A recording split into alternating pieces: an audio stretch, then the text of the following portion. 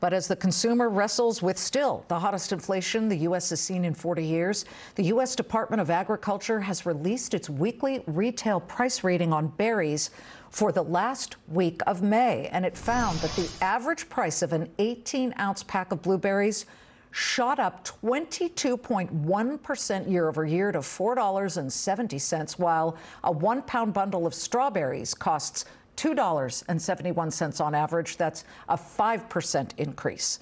Wait, why am I paying so much more?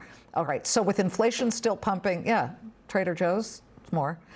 With inflation still pumping up the fresh fruit prices just as we head into summer, let's talk to one of the top berry distributors in the world, farms all over the U.S. and Mexico. You can find them at just about every local grocery store. Here in a Fox Business exclusive is Driscoll's of America's President Soren Bjorn. Soren, welcome back. And the blueberry number is pretty strong here. We didn't get into raspberries and blackberries because those are my favorite. Can you give us some clarity on the price hikes there? Yeah, I think the reality in our industry, the price today is really a function of how much fruit is out there and what is the total demand. And what we are seeing coming out of the pandemic is that the demand for berries has remained very, very high. And that more than inflation is what's driving pricing in the short term. Does that mean in the short term, June, July, August, do you continue to expect to see prices tick upward? Not much. I think we forecast a very good availability throughout the summer. And with that, I think prices are largely going to be in check. Despite significant pressures back on the farm and in the supply chain and in packaging, good availability will keep the prices in check in the short term. Well, let's talk about your operations, because part of the inflation piece is not just supply and demand, it's labor. We know that labor costs have jumped exponentially in the first quarter, I believe about 11%. Tell me what you're experiencing. Is it difficult to find labor, and are you having to up your salary prices? Clearly salaries are up. This time of year, our main operations are in California. We have seen wages in California go up very consistently for a long period of time now.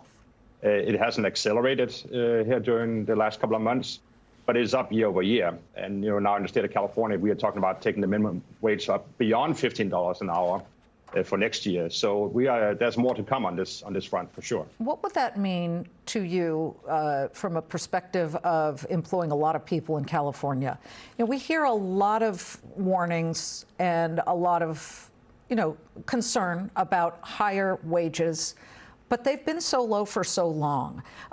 There are all kinds of scare tactics that some people say would happen, such as, well, we're going to have to lay off people. We're going to have to automate.